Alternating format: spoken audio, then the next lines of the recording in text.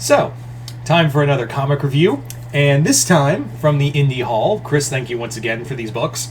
We're going to be talking about R.L. Stine's The Stuff of Nightmares, or just Stuff of Nightmares. So, what is this book? So this is a new comic, obviously, from the creator of Goosebumps, The Haunting Hour, Fear Street, all of that good shit. Basically the guy who wrote the books who got you into horror. R.L. Stine. Stuff of Nightmares. So what is this book? Basically what it is it's a, I guess you could call Stuff of Nightmares, they're like an anthology series, but this first volume is just a mini-series. Then they did another, R.L. Stine's recent book, which I think hasn't come to trade yet, it's basically a two-part story, two-part stories that are horror-driven, obviously. And this is like a more for the adult writers. And R.L. Stine, I think R.L. Stine has kind of realized that, like, my audience has gotten older, so I might as well get older with it. Not to say he's not writing Goosebumps anymore, he still is. But, like, the book here is more obviously for an adult audience. I mean, look at this cover. Does this say child-friendly to you? Anyway, but it still feels like an R.L. Stine book. Like, that's the other thing, is that this straight up feels like an R.L. Stine book.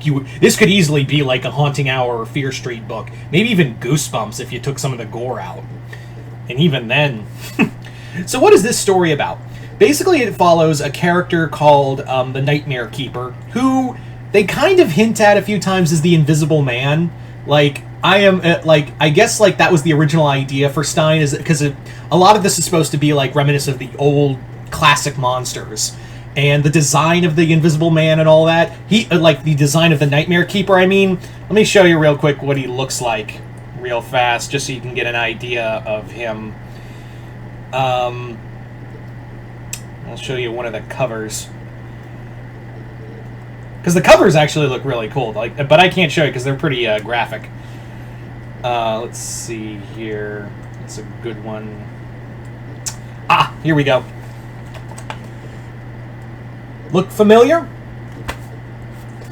But then they show, like, other covers where he's like, it's his skin, but, like, I don't know, like, they can't pick a lane of if this guy is the Invisible Man or not. But either way, the Nightmare Keeper tells a story of these two brothers, Jordan and I forget the other guy's name. Doesn't matter. So the Cameron brothers, Jordan and I think the other kid was David. Yeah, David and Jordan. They're these two brothers who are working with another woman to create monsters. And they actually create several whom they call mongrels. And they also have created the perfect life form called Little Frankie. And Little Frankie's their little, like, pride and joy who they want to showcase the world. It is basically Frankenstein. Even the book says it's Frankenstein.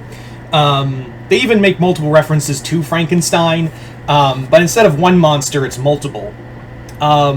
So one night, after a reporter and her boyfriend sneak into their house, their laboratory, and Jordan kills them by having the mongrels eat them alive, they set fire to the place and go on the run, but the monsters escape and are now eating people in the countryside.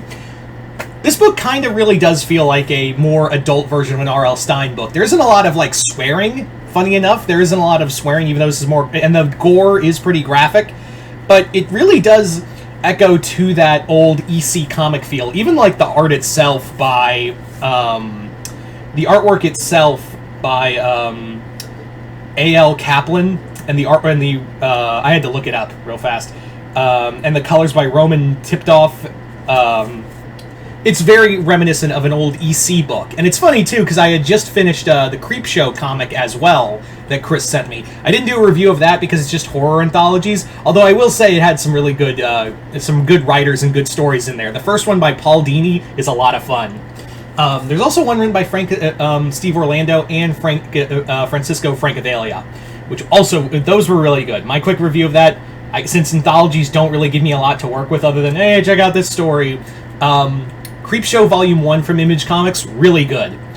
And this is very much like that. But this has more of a consecutive story. I will say, though, that it just kind of ends. This is the problem I've been having with these 4-issue miniseries. The same problem I had with... one of the problems I had with You've Been Cancelled was that the comic just ends. Like, it's 4 issues and, like, it just stops. Like, it just stops. Like, how it ends, I'm like, all right, there's going to be more, right? Like, there's going to be, like, a bit more. Nope, it cuts back to the Nightmare Keeper, and it's like, oh, wasn't that fucked up? Anyway, I'll see you next time, kids. I'm like, wait, no, you can't just stop there. But yeah, that's my gripe with it, and I also feel like it went on, like, it not only stopped too soon, but it also went on too long. Like, I feel like it dragged, like it was trying to fill up stuff. And I feel like this could have been a one-issue book, and I feel like even R.L. Stine, like, not even one issue, like 3 issue at best. But, like, I feel like R.L. Stine realized that, because the latest 2, like I said, are two-parters. But yeah, it is still a good book. It's just, I just feel like it dragged a bit and also stopped too quickly. And I know that's such an oxymoron. I know that is such an oxymoron kind of thing. But, like, once you read it, if you get a chance to read it, realize that, like, man, this kind of, like, is having some move the car, George kind of moments. But not only that, when it just ends, it's like, oh, we ended. Okay, we're done, I guess. So, do I recommend this? If you are a major R.L. Stine fan, like, I love me some R.L. Stine, and it definitely invokes, like, a more graphic version of Goosebumps, so, like, Fear Street. But I did enjoy this. I did like this. Even though I do feel like it should have maybe been a 3-issue and had a better ending. But still, the artwork's great, the gore's pretty fun, and again, if you love Goosebumps, you're probably going to love this. But anyway, so once again, thank you, Chris, for this, and yeah, hope you all enjoyed this review. I'm Mr. Multiverse. I'll see you next time in Multiverse.